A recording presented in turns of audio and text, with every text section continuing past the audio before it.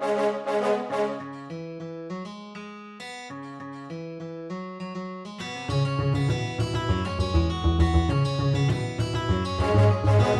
welcome to BJJ Mental Models, episode 106. I'm Steve Kwan, flying solo today because Matt Kwan's on vacation. Or am I flying solo? I would never do that. I have a very special guest, the specialist guest, the internet's favorite professor, Stephan Kesting. Stephan, how are you doing? Very well, Steve. And one day we'll have to have an entire podcast dedicated to why I don't like the term professor and why I would prefer when people run into me or email me that it's just Stephan. I hate the term professor. I mean, I admit that it's better than master or something like that. Sure. And I get the origin of professor is basically you're saying that someone is a teacher, but it's just such a loaded word. And, you know, we've talked extensively on this podcast about how ego gets wrapped up in black belt and in jujitsu a lot more than it's supposed to. You know, everyone says jujitsu kills your ego. I'm not so sure, right? And if you go around calling people professor, it definitely doesn't help. Imagine if we were practicing a martial art from Rarotonga, and I don't know anything about martial arts of Rarotonga, but, you know, Cook Islands, middle of the Pacific, and imagine if their word for teacher were priest or father or minister, just in the Rarotongan language. We would have a problem with, coming to train under priest Kesting or minister Kwan, right? These terms are loaded, so just because it's a word used in a foreign language doesn't mean that we have to import it wholly without paying attention to some of the connotations that word has in our language, which is English. Fun fact, for a very short period of time, I was the highest ranking jiu-jitsu practitioner on Rarotonga. Oh, really? You've been there?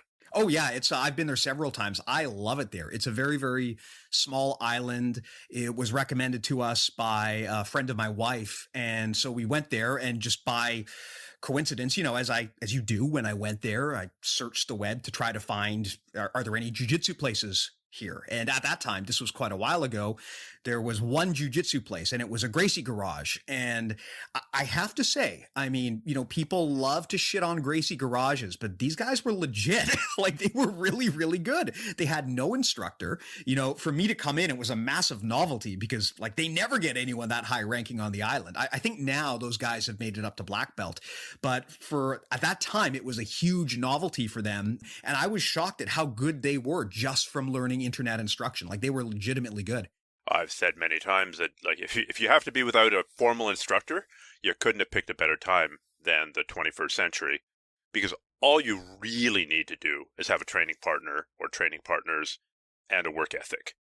I mean, obviously it helps if you can go and, test your skills and get calibrated in by going to train with good people once in a while. Obviously, that's a huge way to accelerate it. But fundamentally, you really just need to roll around on the ground and have a little bit of input, and then have an ethic around, let's try this, let's really pay attention to the details, and let's really train this correctly. Well, that's one of the things I love about jiu-jitsu is that it allows you to spar with heavy, realistic resistance. And you can take two day one white belts and put them together and let them train jiu-jitsu, and they will eventually get good at it just because they're continuously raising each other's level, right? Just because as one of them gets better, it creates competitive pressure on the other, and the whole level in the room raises up, right? So that's one of the cool things about jiu-jitsu is that even in the smallest Gracie garage, you can actually get pretty good. I mean, it's going to be interesting going into 2021 because there's a lot of people who, I know have started jiu-jitsu in the year of 2020, which is really weird when you think about it. And for a lot of us, we haven't trained this year.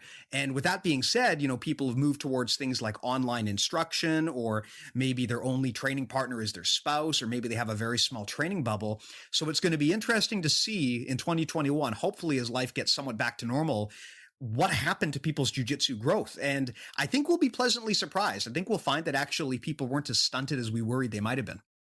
They had 10 months to recover from injuries as well. well, that's the thing, right? I mean, everyone I know in jiu-jitsu trains, well, at least everyone who trains seriously and competitively, they're always injured to some degree, right? And so when all of these guys come back and they've had a year to rehab and do conditioning, like, man, it's going to be a nightmare. But on the bright side, all of these young guys who are kicking my ass, they're a year older now. So they're, the age gap is closing there. They're eventually catching up, and then we're all going to be playing in the Masters division. I once got in a fight with my younger brother when I was 12 and he was 9, and he ended up, in the end, screaming at me in frustration, "Stephan, when you're old and weak, I'm going to kill you."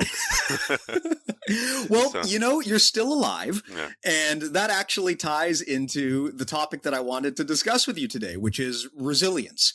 Now, this is going to be the first episode that goes live in the year of 2021, assuming the world doesn't end in the next 2 days, which is completely possible given this fucking dumpster fire of a year.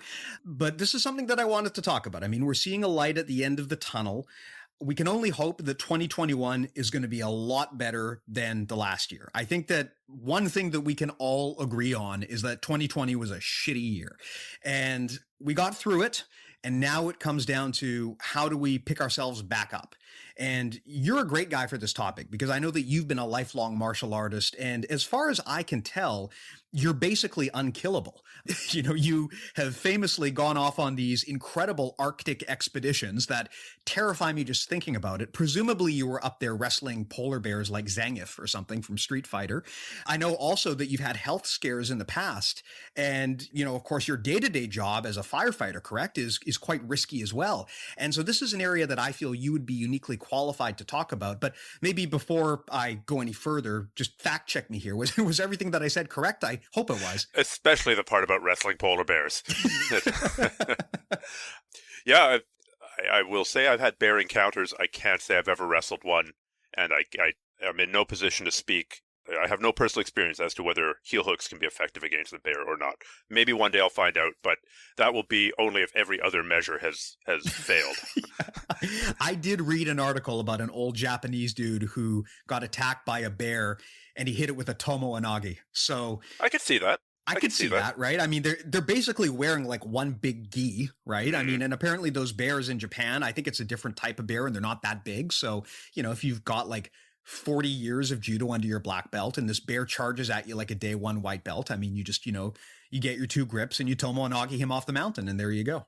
I would, if you can send me that link, that'd be fantastic. I would, I'd write an entire email to my list about just that one thing. That's amazing. I'll dig it up for you. But the thing is, I am not entirely sure that it's true, because it reads like bullshit. Like, I did see it kind of getting carried around in places, but it was talking about how like it's this old Japanese dude up on the mountain picking mushrooms, and he hit a judo throw on a bear. And I'm thinking, man, this reeks of like urban legend, right? Mm-hmm.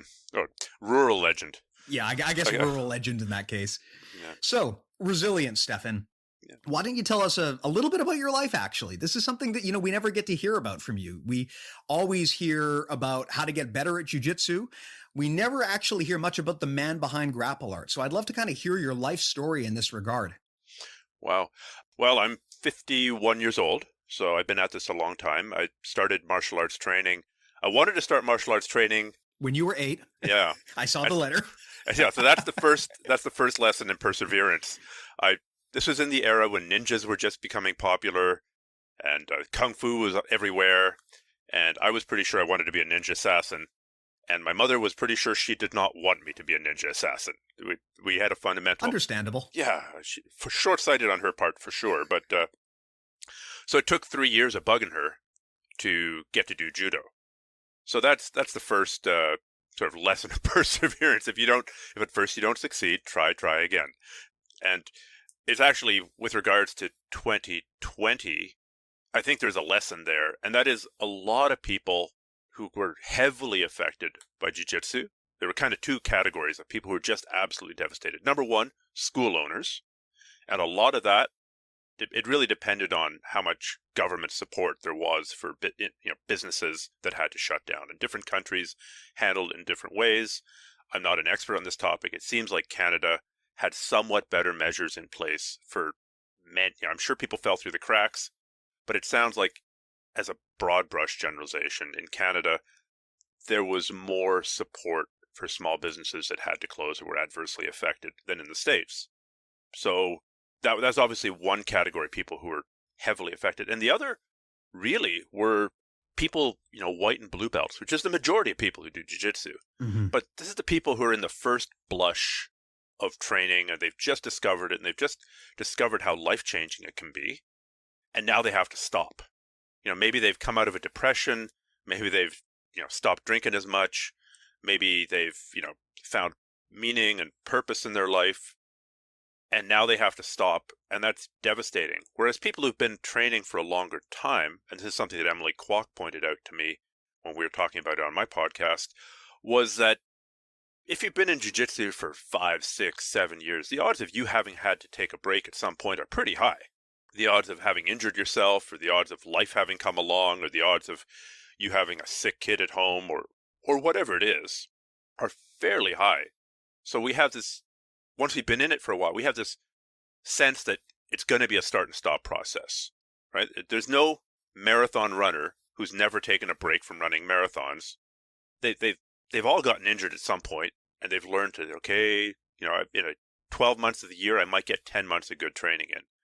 And so that's kind of the perseverance right there, is knowing that just because we can't do it right now doesn't mean we can't do it in the future.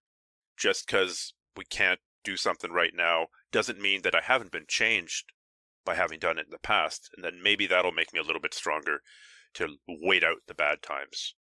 Yeah, I think that's a really, really poignant thing to bring up. And it's funny, I was just talking to someone on Reddit about this the other day who was, worried that he wasn't getting promoted fast enough. And I was saying, look, when you have been doing this for a long time, the peaks and valleys all smooth out. And you can kind of see the big picture and that linear path that you've taken over time. When you are new to jiu-jitsu, whether you be a white belt or blue belt, I mean, your eyes have just been opened up to this incredibly addictive, life-changing art. And yeah, I mean, I think that most people who listen to this podcast probably have had that moment where, like, for the first year they trained, jiu-jitsu was the only thing they wanted to do. And they were like on the mats like 3 times a day. I mean, I certainly remember being like that when I started jiu-jitsu. And when you hit that first valley, whether it be an injury or a life event or even just a growth plateau, and everyone goes through that at some point. When you have that happen, the first time it feels like it's a world-ending event, and it feels like maybe there's something wrong with you, and you can get into, a pretty deep depression about it.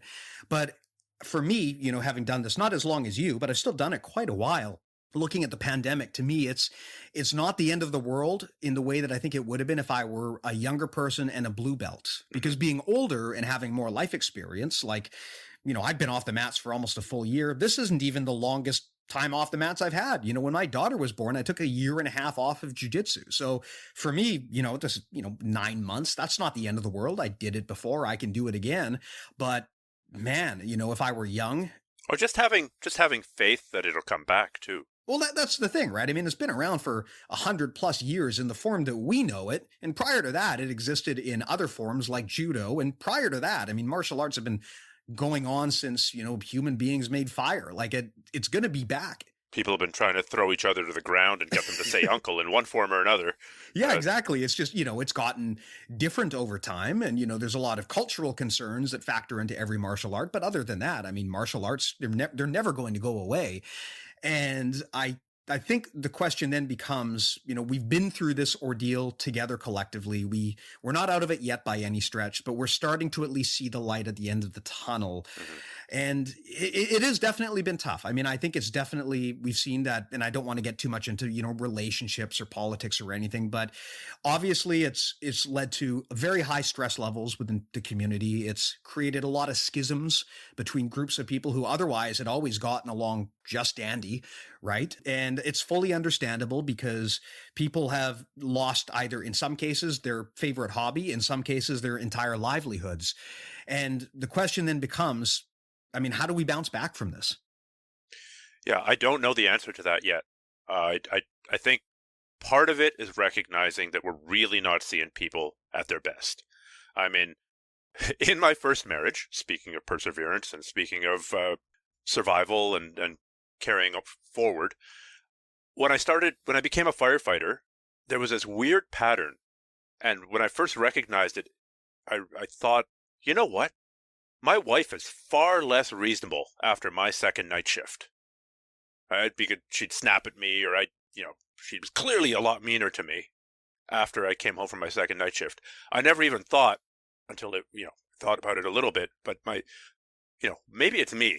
Maybe it's because I've been going to calls all night. Maybe I've been, going to car accidents and then going to a medical call and picking people up and putting them back to bed, and then maybe going to an alarms call. Maybe it's that I haven't slept, and maybe I'm not at my best right now. And I think that there was certainly an aspect of that was true. I was not at my best. And I think we're seeing a lot of people definitely not at their best.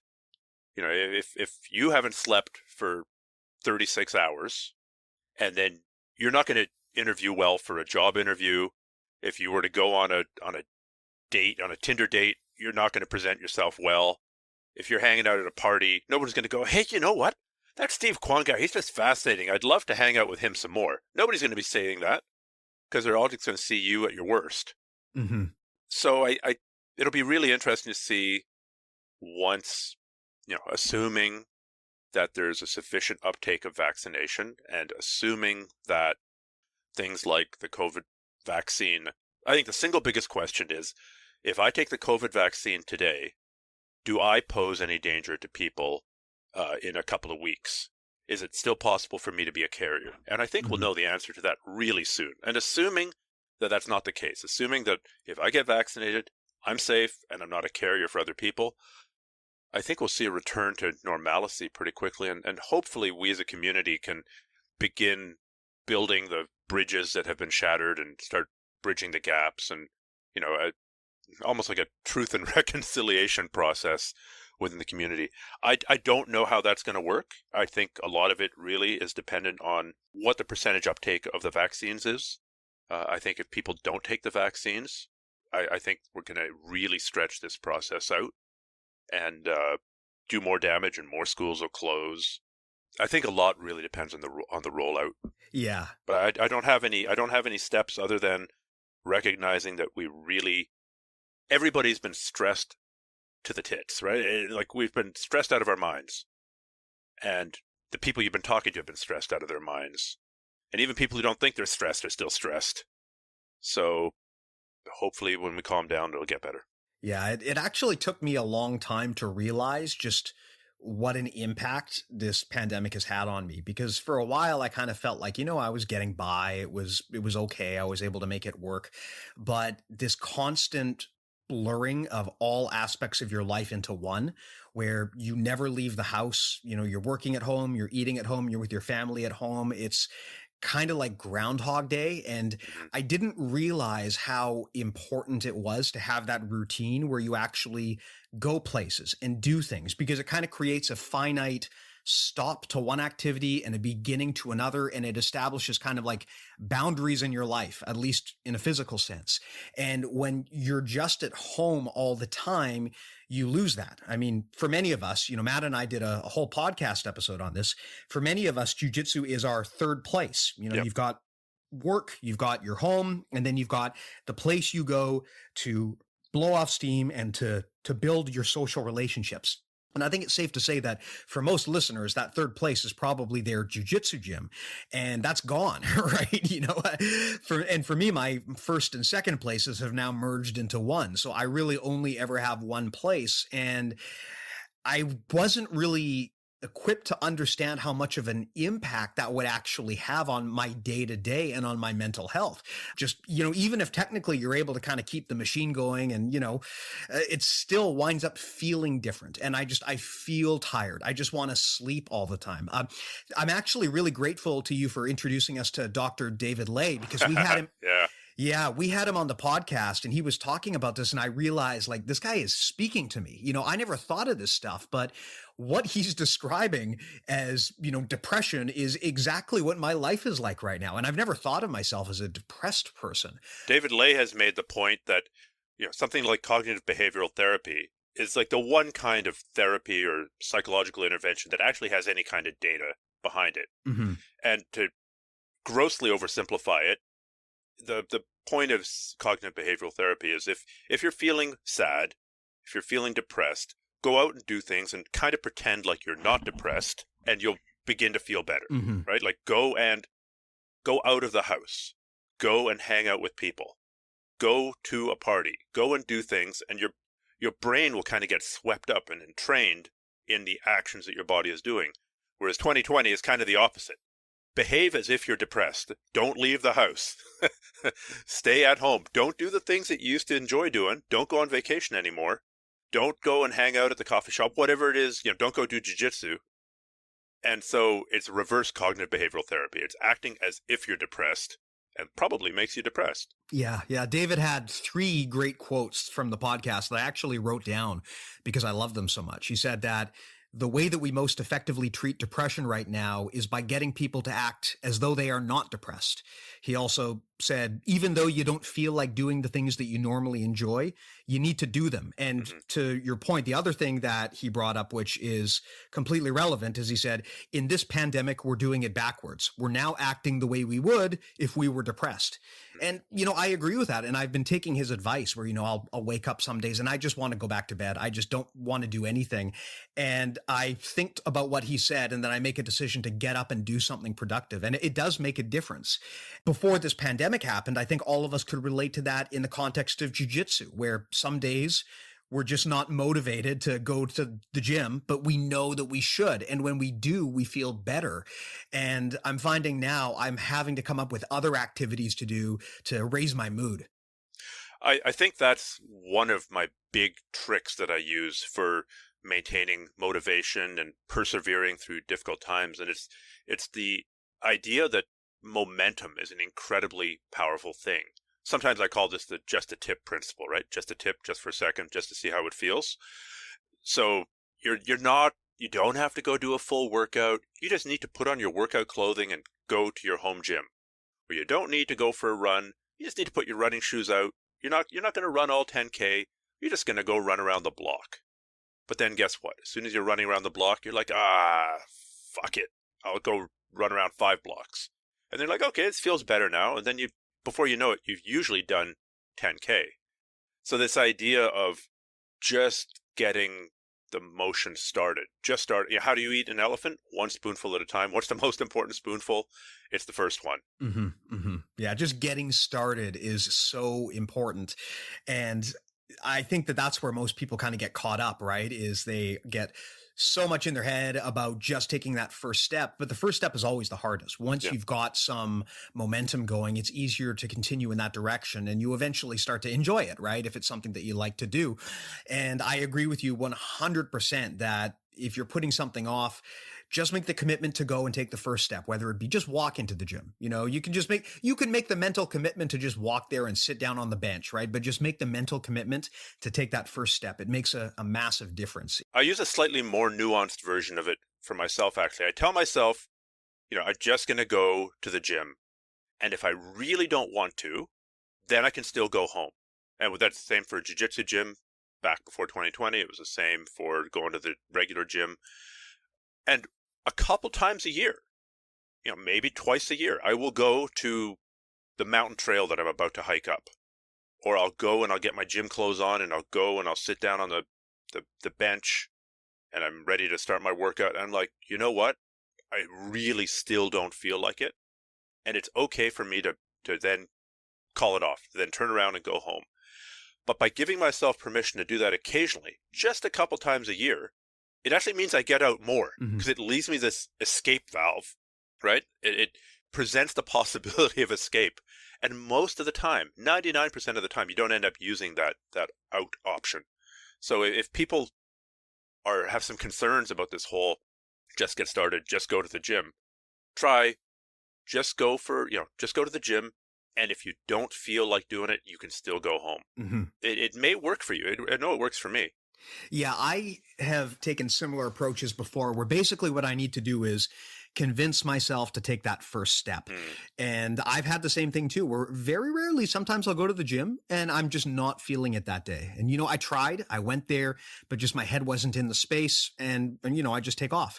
And I think that's actually a healthy thing, right? Because like you said, you've taken the first step, and at the end of the day, some days you just aren't feeling it, and you need to accept that that can happen, right? Yeah. And not beat yourself up over it. It's especially important if there's a physical issue where maybe you're recovering from an injury, right? Yeah. It just drives me crazy when people show up to the mats when they're clearly in no shape to train, but they just try to stick through it. Like, being resilient to a fault is not necessarily a good thing. There is a time when you need to take time off to recover. And yes, of course, you want to be resilient. You want to actively pursue your goals, but you also have to know when it's time to take a step back and recharge the batteries. And so, yeah, you need to give yourself that escape hatch, because otherwise you can wind up actually hurting yourself in the long term. Yeah. Well, there was a famous philosopher who said, you got to know when to hold them, you got to know when to fold them, know when to walk away, and know when to run. So Abraham Lincoln, I believe. no, we got to credit Mark Twain. Whenever you can't give the source for a quote, you just credit Mark Twain, and you're probably right. So yeah, you brought up my Arctic canoe travels.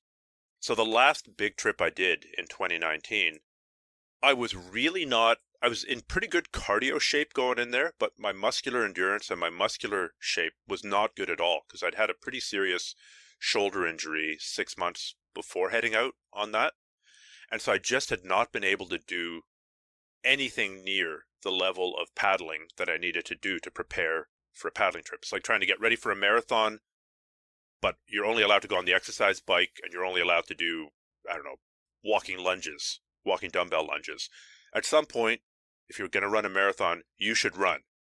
So I did so little paddling to get ready for that. Just my shoulder couldn't handle it, and I was hoping that somehow it would heal up before the trip, and it kind of sort of did. But as a result, I was putting in, early in the trip, I was putting in 10 or 11 hour days. Towards the end of the trip, I was putting in 12 to 14 hour days. And I was just physically devastated.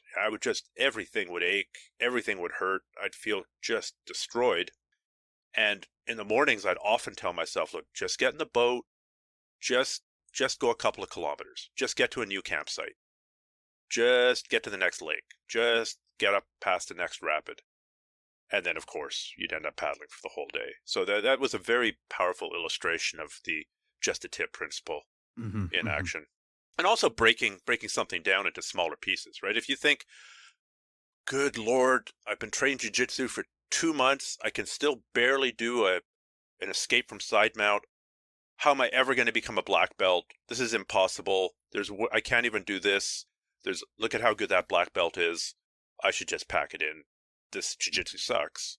You've looked at the step, white belt, black belt. And the more steps you break something down into, the easier it's going to be, right? Obviously, if you think white belt, blue belt, purple belt, brown belt, black belt, those are more steps, but that's still too many steps. You could think, white belt 1 stripe, white belt 2 stripes, white belt 3 stripes. That's more steps, but I think that's still too many steps. You should be thinking triangle choke from butterfly guard, and that's still too many steps. You should be thinking, how do I get my grips for the triangle choke from butterfly guard? And that's all I'm going to be doing today. If I can get to, depending on what setup you want, if I can get to the 2-on-1 for my butterfly guard, that's a success. If I can get to my overhook from butterfly guard, if that's the style that you want to do, that's a success. The smaller you break down the task, the more manageable it seems. And that also gives you the advantage of having positive feedback in the heat of the moment. Like, I went out and I got my grip 3 times. How many times did I triangle choke the guy from butterfly guard? None, but I got my grip 3 times.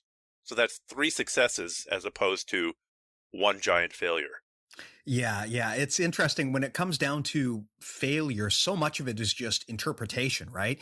If you define success or failure as some big lofty goal and that's your sole measuring stick, you're probably going to set yourself up for disappointment, right? Like if you go to jiu-jitsu and your goal is get black belt or become world champion, right? There's a much higher chance that you're going to fail at that goal than if you were to set goals that are more manageable and broken down into better steps. And moreover, if you set goals better, you're more likely to achieve that big lofty goal of getting black belt 100%. Or becoming a world champion anyway, right? I think that's where people maybe get mixed up is they think that, oh, well, I have to always have my eye on the prize and I always have to be looking for that black belt or that gold medal. Well, I mean, you can want those things, but if that is your only focus, then you're actually denying yourself the ability to build a routine that's going to make you better. Yeah. I mean, I remember when I started jujitsu, and I'm sure everyone who has been there can relate to this. When you're a white belt, your one big goal is blue belt. It just seems like this impossible, unattainable thing to be a blue belt. And then after, however long, you get your blue belt, and then you look ahead and you see this massive yawning chasm of like purple belts, brown belts, black belts, and you realize how big the ocean really is. And I think a lot of people get depressed at that point. And that's, I think, why so many people quit at blue belt, is because they realize, like, man, if my next goal is black belt, I'm looking at like another 10 years of just doing this, right, without hitting my goal. And I think a lot of people ultimately wind up getting demoralized. And I mean, I think I definitely used to feel that way. But I can tell you that by the time I got to like my brown belt, I literally did not care about the black belt. I mean, it was pretty clear when I was going to get it, but I didn't even want to go pick it up. It had become such a non-issue. Like, my goal was literally go to jiu-jitsu today. And then tomorrow my goal was go to jiu-jitsu today. And I've gotten more refined about trying to work in specific purposeful training into those goals. But really, I was trying to make sure that I had a process versus obsessing over the results. And that's something that we advocate for a lot on the podcast, is building a good process and prioritizing the process instead of getting all obsessive about results. Because usually people who get obsessive about results, they're the ones who have, massive depression when they don't achieve their goals, or they give up before they get there because it seems so unattainable. Whereas if you just focus on a process that works and you adhere to that process, then every training session is a goal and you're always winning, right? And that's really the good thing, right? If you can get your brain into the point where you're always winning because you've achieved your process goals, it just makes you feel more productive, and it makes you actually more productive. Yeah, my brain, twisted as it is immediately going to Arnold Schwarzenegger and pumping iron, talking about how every time he's lifting weights, he's coming. I'm coming all the time. But I learned this lesson when I was doing judo years ago. It was a fairly competitive club, and the head instructor brought in a sports psychologist to kind of give us some basics of sports psychology. And he shared what I think is the single biggest lesson that I've gotten out of sports psychology, which is that big successes come on the back of little successes, right? If your goal is, I'm just rewording what you said, if your goal is to win an Olympic medal in judo, then that's going to be, a 4 to 12 year goal for the average judoka. And that's a long time to not have any positive feedback. I've been training for 3 years. Am I an Olympic medalist yet? Nope. All right, well, I should keep my self-confidence up, and I should keep training. It's been 8 years now. Am I an Olympic medalist yet? No. At some point, you're going to go, I have not got my medal yet, and I suck. Whereas, if you can break that down into small, achievable goals, this week, I will meet with a strength and conditioning guy to come up to review my strength and conditioning plan for judo, and I will go to judo 5 times.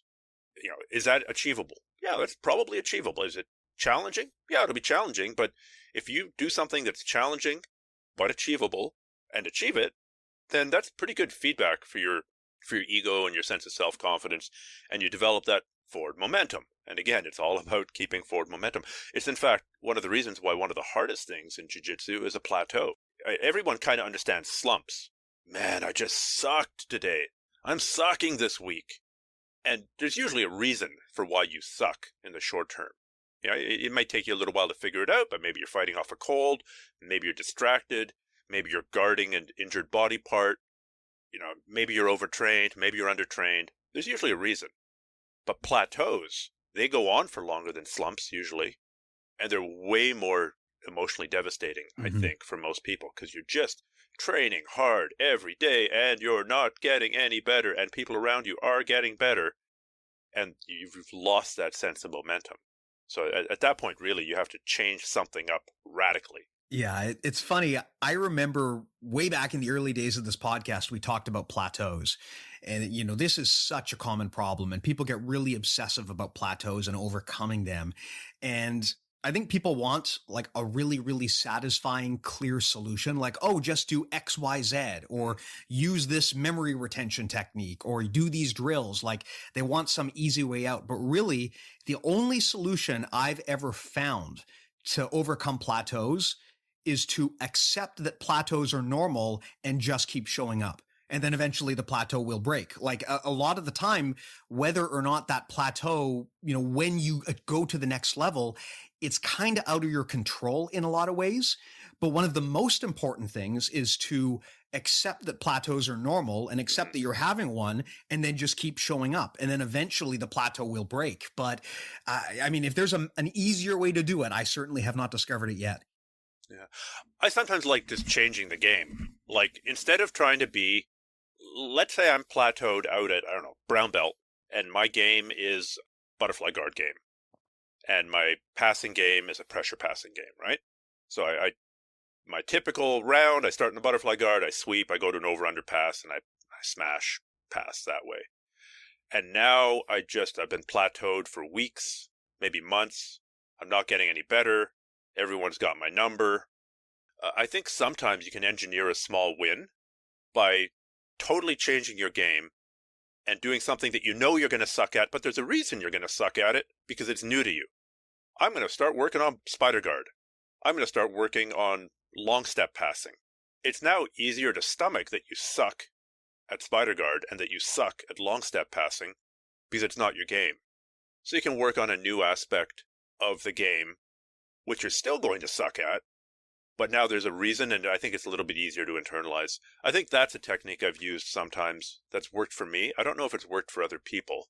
I can definitely relate to it. It's something that I've done as well. I mean, I remember when I was like a 4-stripe brown belt, honestly, jiu-jitsu had just stopped being fun for me. And I took a long time off. I just kind of lost my passion for it. And it took me a while to kind of understand why. And it's just because I had all of these expectations around myself, almost being at black belt, thinking I'm supposed to be this good, but I'm not as good as I want to be. I struggle when I roll with brown belts and sometimes purple belts. And I just had all of these expectations around what I should be doing and who I should be, that it had just taken the fun out of it.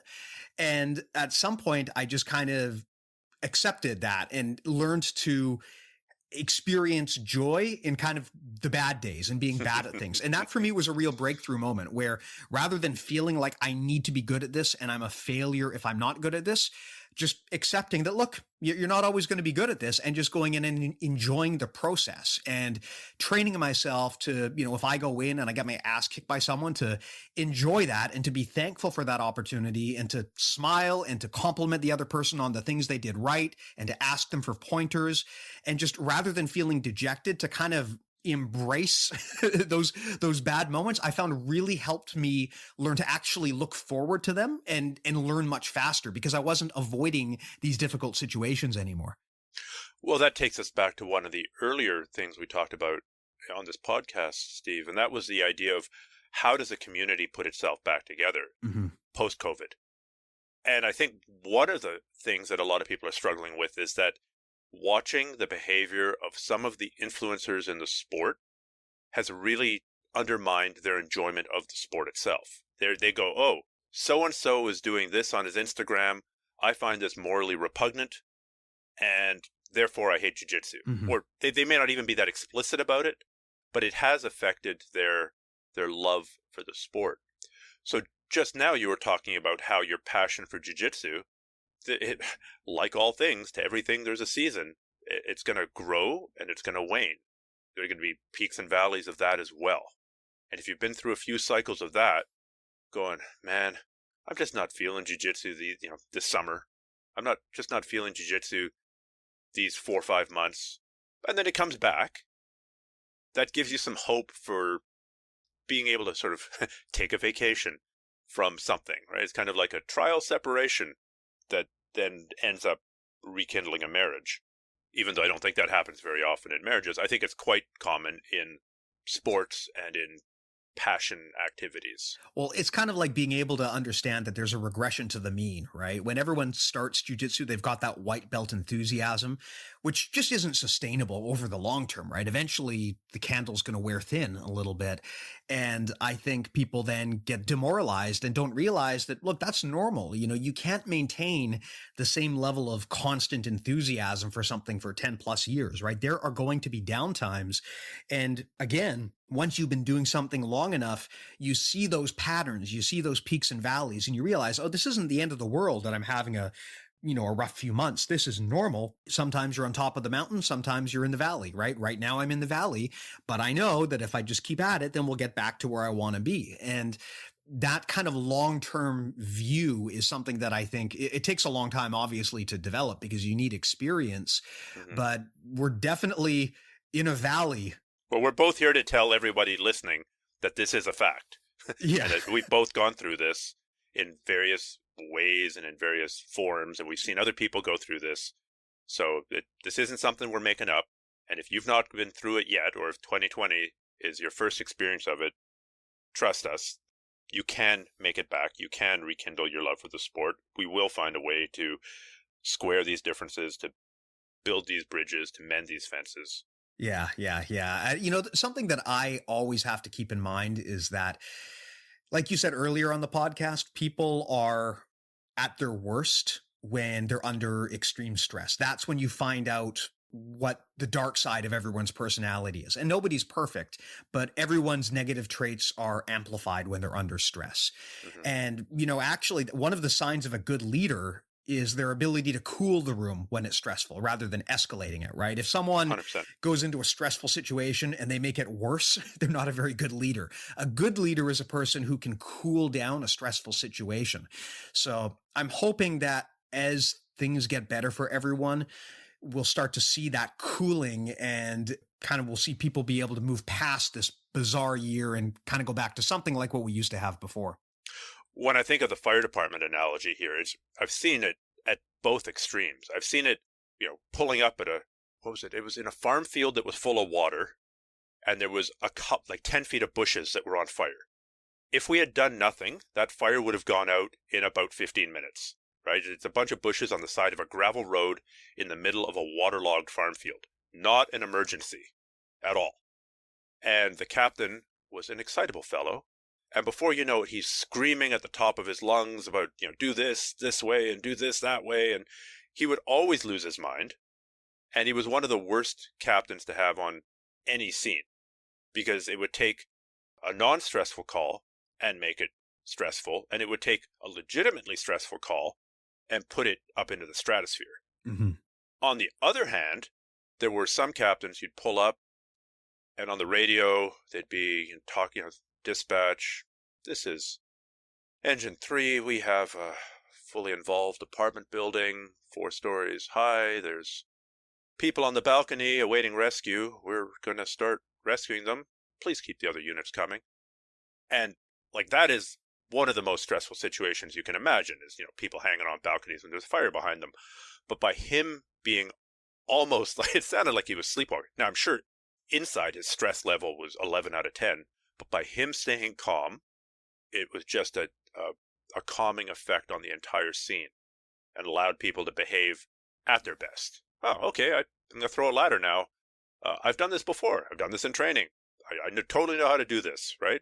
Let's do this efficiently and kind of trying to find the right level of arousal for a given task. I grant you that if you're deadlifting, you're as much as you possibly can. You might want to be at a pretty high state of arousal. You might want to be at a 9 out of 10. And if that involves playing, I don't know, the heaviest heavy metal that you can play and slapping yourself in the face and screaming, that might be the right way to deadlift for you. But it's probably not the right way to do jiu-jitsu. And it's probably not the right way to engage in conversations around coronavirus online.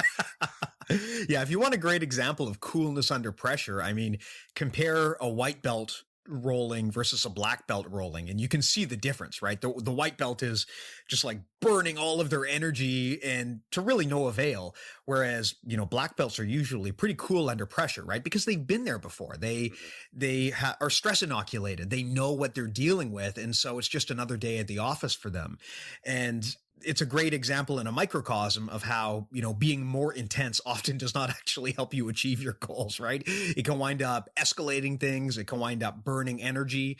Whereas one of the things that has always attracted me to jujitsu is that when done right, it is very much about cooling things down, right? It is really a martial art of de-escalation, whereas most other martial arts can't make that claim, right? You're either trying to knock someone out or you're trying to throw them hard enough that they can't get up.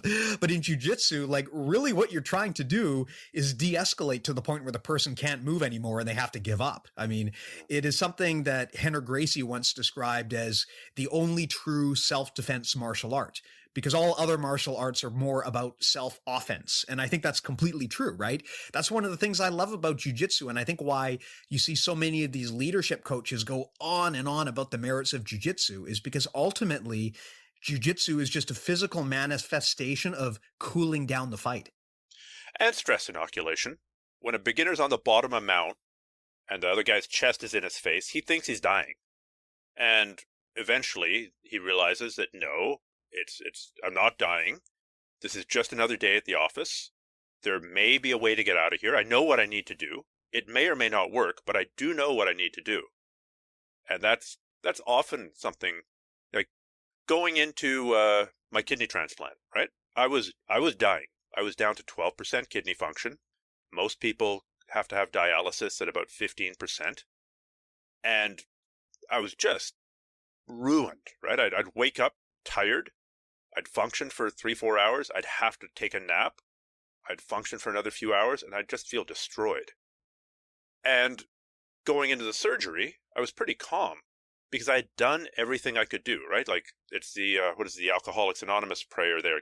Grant me the serenity to accept the things I cannot change, the strength to change the things I can, and the wisdom to know the difference.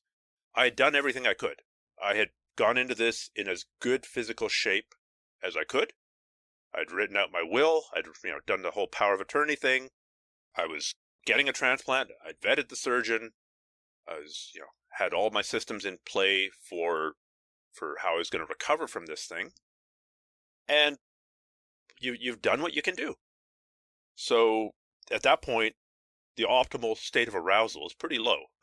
Now, sure, if you're trying to lift a car off your kid, or if you're in the finals of some big tournament and the guy's trying to triangle choke you and you decide that you want to stand up to try and break the triangle choke, it might be time to go to 10 out of 10 or 11 out of 10, right? You're going to lose otherwise. So let's not leave anything on the mat. Let's burn every last bit of energy I have trying to stand up to break this triangle choke. Or let's use every last bit of strength I have to lift this car off this kid. Or, let's use every bit of strength I have to paddle really hard here so that I don't go over this waterfall. But being able to modulate your level of arousal, this is a time that's probably better to be calm. Oh, this is a time it's probably be better to be engaged. Because some people do jiu-jitsu and they are too relaxed. That can happen. Like people who so venerate, relax, my friend. Well, so they're always at 2 out of 10. But there are times that they should probably be going up to 5 out of 10, right? You've almost got a sweep. You've got a butterfly sweep. The guy's just on his tippy toes. The guy's hop, hop, hop, hop, hop. You might at that point want to put a little bit of oomph to it and quickly go to 5 out of 10 to finish and then dial it back down, right? You can modulate it. And I think that's a very useful skill in life as well as on the mat. Mm-hmm, mm-hmm, mm-hmm. Yeah. And I like the example you brought about how you got to a point where you felt like I've done everything I can in my preparation here. And now I'm relaxed because I couldn't have prepared myself any better. So what else is there to do? I think that's another benefit to the process of preparation and of having a good process is that you can get to kind of a point of peace where you feel like, look, whatever happens at this point, it happens. But I did the best that I could do. And there's kind of a joy in achieving that. It's a lot easier to be relaxed when you don't have any doubts about your preparation and you knew that you did the best job you could to get there. Hmm. And at this point, there's a lot of random factors that are out of your hands, but it comes down to now, did I do everything I could have done? And you either did or you didn't. Yeah, 100%. I mean, if you enter a jiu-jitsu tournament and the current world champion, if Bushesha ends up in your bracket, he's on vacation, he decides to jump into a tournament, the odds of you winning are pretty low. But you can still feel good if you've done everything that you can to prepare for it. I think that was one of the mindset tricks that Brandon Mullins talked about when we did our book together, is that, remind yourself that this was your choice and that you've done everything you can to prepare. And now you roll the dice. And some days you get the bear, and some days the bear gets you. The days of having 400-0 records. now with the internet, now that those things are checkable, nobody has a 400-0 record. Mm-hmm, mm-hmm.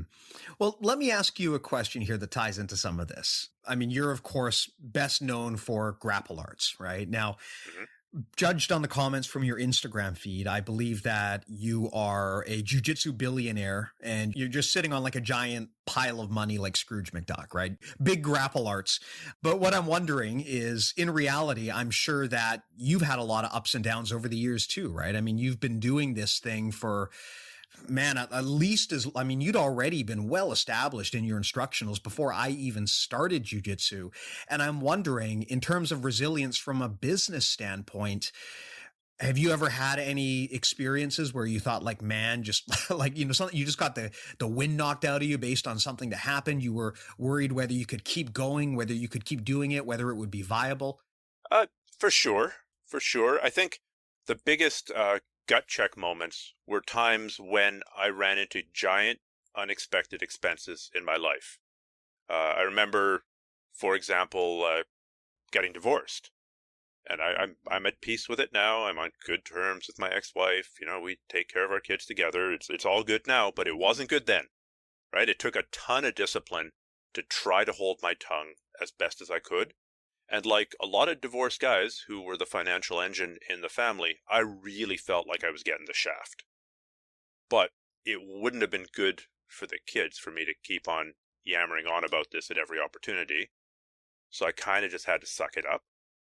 And that was one binary decision point where it's like, okay, I've kind of been doing this grapple arts thing for a while, but it's time to get real serious about it. I don't know if I can survive this financially, but if I don't do anything, I'm not going to survive it.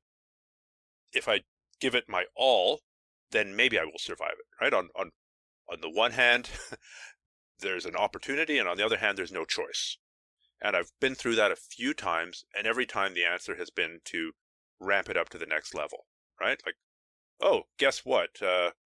Apple just has refused to let me update any of my apps in the Apple Store. It's going to cost $100,000 to produce the Grapple Arts BJJ Master app, which is actually how much it cost over a year and a half. Is this going to work? I don't know, but what are my options, right? If I don't do anything, I'm finished. If I double down on this and go harder, I may survive. And I did survive. Of course, it's pretty funny now to watch people saying that I haven't heard it that much recently, but initially there were some conspiracy theories that Kesting was a big advocate of COVID because he was trying to drive people off the mat where they could train and learn from their instructor to home where they would just buy his instructionals. And of course, that really isn't true. I mean, 2021 has not been a good year financially. I just want to make that clear. I know you were joking there about the Scrooge McDuck thing, but I do feel compelled to say that when you alienate half your audience, as I have done, and when you alienate the half of the audience that's still mostly training, and thus having the most pressing problems for like, how the hell do I submit somebody? That's not a good business decision. So it was absolutely the wrong business decision, but it was the right moral and ethical decision. So yeah, I to generalize, to jump back to the general point though, jiu-jitsu is stress inoculation. It does teach the value of perseverance, right? It does make you tougher, and it does make you more confident. I think the confidence thing was something that you pointed out when you came on my podcast to talk about it. It doesn't make you a better person, but it does make you tougher. It does give you a sense of the value of perseverance and teaches you how to train it. It is stress inoculation. It's a series of small challenges. And that's the exact same thing as business. I don't care what business you're in. There's going to be ups and downs. There's going to be challenges. Your best employee is going to quit. You're going to find out that, I don't know, a bunch of employees have been stealing from you. Your biggest customer leaves. Your supply chain gets all screwed up. It's real-time problem solving, just like jiu-jitsu. If we're training next year, you are going to give me a problem that I've never seen before. Oh, I've never seen this kind of grip before. What the hell do I do? Well, let me figure it out. And I might give you a problem that you've never seen before, not very good at dealing with. So we're both trying to figure out problems in real time. And that's really no different from running a business or being a parent for that matter, or being in a relationship. There's always going to be challenges, right? The only way not to have a challenge in what you're doing is by setting your bar and your standards so incredibly low. If you're happy just working at McDonald's for the rest of your life and then coming home and playing a video game and living in your mom's basement, I'll agree with you, that's not super challenging. You're maybe not going to run into major challenges very often. But if you got any kind of ambition, then you're kind of agreeing to take on problems. Hey, I mean, arguably, depending on the video game, it might be challenging. Some video games are very, very hard. I have so steered away from video games. I think I would be so easily addictable. I've not played a video game since the era of asteroids. Like, I was in the store, in one of the stores a couple of years ago, and I was looking up on the shelf. And they had some like Roman army simulation game. I was like, that's really it. And I just smacked myself across the face. Like, no, I'm not. This is just a tip, just for a second, just to see how it feels. I'm pretty sure that video gaming would feel pretty damn good, and that would be the end of my accomplishing anything in life. It's funny. I have learned not to be so quick to assume that other people are wasting their time in their hobbies. I mean, a lot of people would look at us and say, why would you waste all your time doing pajama strangling, right? What a stupid thing to do with your time. Sure. And one thing that I've learned in the career that I've had, I mean, I used to be a project lead at Electronic Arts. And so I managed the web platform for a lot of their games. And at my full-time job now, I work with a lot of YouTube influencers, and, a lot of them are gamers. And man, like, it's no joke. Some of these guys, like, yeah, they're technically what they're doing is playing video games. If you wanted to distill it down to, at the end of the day, what it really is, sure, they're playing video games, but they can be making millions of dollars a year easily, right? If you do it the right way at scale, it's really impressive the different paths people can find to business success. So, sure, yeah. If that's the thing that brings your life joy or brings your life meaning, I'm actually on board with you doing it. What I'm not on board with you doing it is as a distraction that takes you away from like all the people who are like, man, I'd love to do X, Y, Z. I just don't have any time. Well, you do have time. What are your priorities? Is it your top priority? There are 168 hours in a week. And let's say you got to sleep for 8 hours a night. So that's 56 hours. That's still more than 100 hours. You could actually work 2 full-time jobs. Right? You could conceivably put in 40 hours a week on your day job and then put in 40 hours a week doing whatever else it is that you really want to develop. Now, if playing video games brings you joy, cool. If it brings you sanity, cool. If pajama strangling gives your meaning life, cool. But to pick a hypothetical example, let's say you really, really, really wanted to have, I don't know, a degree in biochemistry. And you're like, man, I just can't get my PhD in biochemistry. There's just no time. And your friends point out that you're doing 3 jiu-jitsu classes a day. Mm-hmm. Well, your friends would have a pretty legit point saying, okay, what do you want to do? Do you want to do jiu-jitsu or do you want to be a biochemist? You got to choose. Maybe you can go to 1 class a day. You can't go to 3 and get your PhD. Right? So it's when people distract themselves from their stated goals. And when there's a dissonance there, that's when I have a problem with distractions. And I think it's so critical that people are open and honest with themselves about what their priorities really are. I mean, people always bug me because I do jujitsu as a hobby, and they're always saying, Steve, why don't you compete? Why don't you do this? Why don't you do that? And it's like, look, I have made decisions about what role jujitsu plays in my life.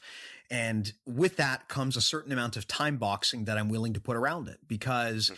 if I were to take jujitsu seriously as a competitive sport or as a profession, I'd have to put in a lot more time. And if I do that, then that is time I'm not spending on other activities Right. that to me are a higher priority. And it's a conscious decision, and that's just the way that it is.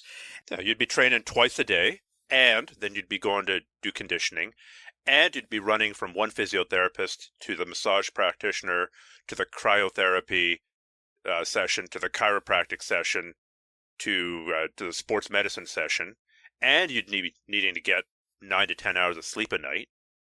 And so it's not just the additional training time; it's all the other time commitments that come with the additional training. Yeah, exactly. And that's something that, at that point, it's become a full time job. And Hmm. if that's what you want to do with your life, then all the power to you. But to other people, to me, for example, if I wanted to do jujitsu professionally, it would be at the exclusion of other things that to me are a higher priority. And I'm at peace with that. So that's one of the things that I find interesting about jujitsu is that I think that most instructors try to funnel their students down the path that they took because Hmm. it's what they enjoy doing. And so they assume that it is what their students will also enjoy doing. And, most instructors come from a competitive background, and running a gym is just a thing they do to pay the bills so they can do what they actually want to do, which is go compete.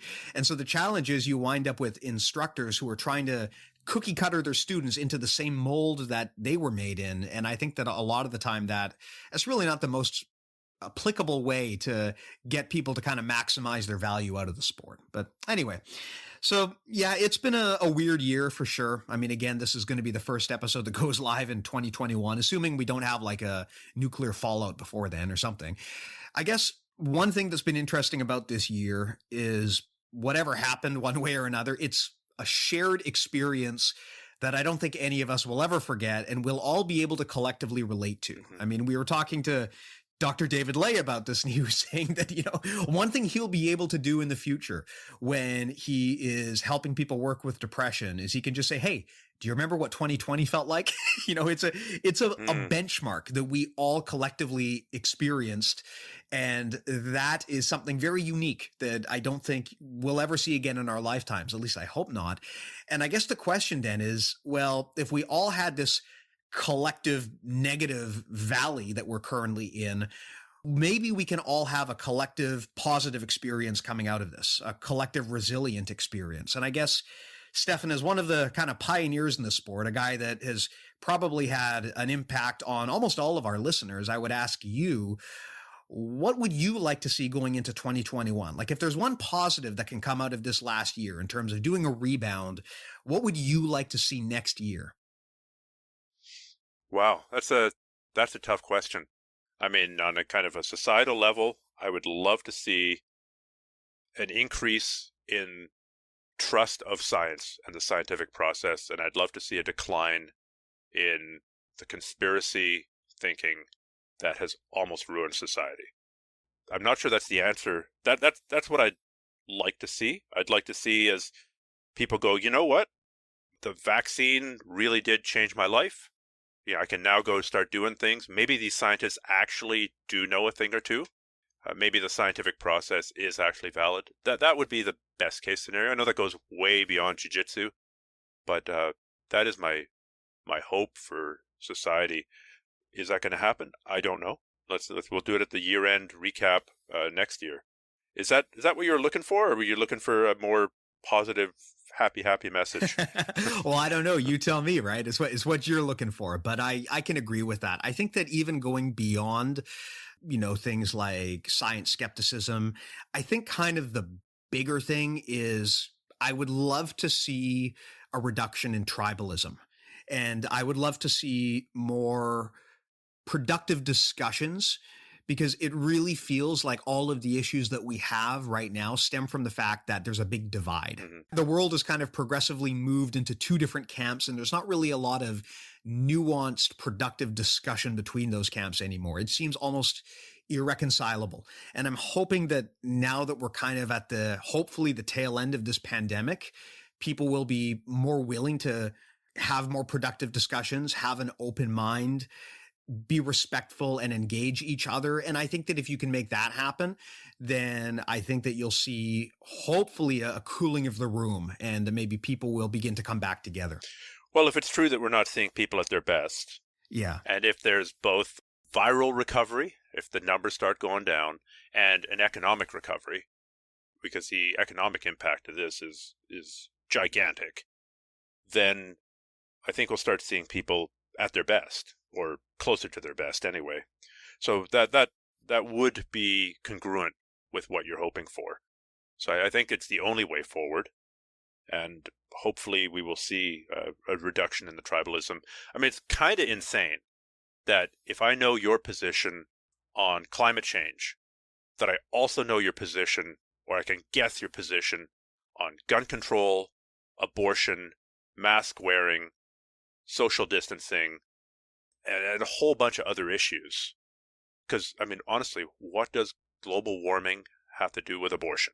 It really is actually insane and problematic, because you're right. Like, the world has basically moved into two camps. If you know my position on one matter, then you can probably guess my position on almost any other matter, even if they're technically totally unrelated. And that really should not be the case, right? Because it's not 100% true. I mean, I know some Second Amendment fanatics, they'd call themselves that, who love their guns, who've been out there sharing studies about how masks work and how, we should not be listening to QAnon and stuff. So there are exceptions, and I'm hoping that the exceptions become the rule. I hope that people start kind of picking and choosing their beliefs from the buffet table of beliefs, as opposed to, to go back to conspiracy theories. I get it.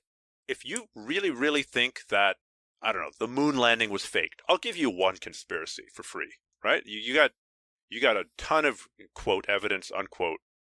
But now when you start believing every other conspiracy as well, that's when it's a tribe, essentially. You're in the conspiracy tribe. You're not even picking and choosing from the buffet of beliefs and trying to decide on each belief on its own merits. You're just accepting a position. For somebody who's probably contrarian, or would consider themselves a contrarian, you're just taking a whole entire suite of beliefs, hook, line, and sinker.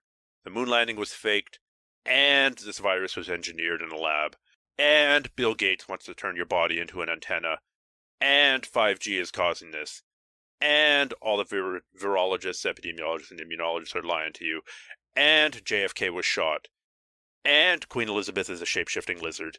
Like, at that point, you're not a free thinker anymore. But it's a great example, too, of just this tribalism, right?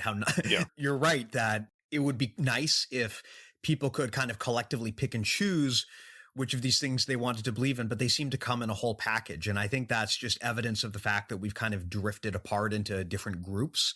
And I'm hoping that as we go into the next year, we'll see a degree of reconciliation. And, I kind of wonder to what extent this all comes down to the fact that we don't talk to people like people anymore. We're only interacting now through social media because we don't see each other in person anymore. Mm-hmm. And I've had to catch myself because, there are times when I'll be on Facebook and I'll be typing something up and I have to stop and think, like, I would never deal with a person like this if it were just me and them in a room together. But the nature of our interactions is just different when it goes through social media. And I wonder if the fact that we're relying on that in lieu of real communication is a problem and is part of the reason why we're drifting apart, because there's just something fundamentally different about the way that you comment on someone's wall versus the way that you just talk to them directly. I think that just the method of communication, it does not necessarily lend itself well for collaborative discussion.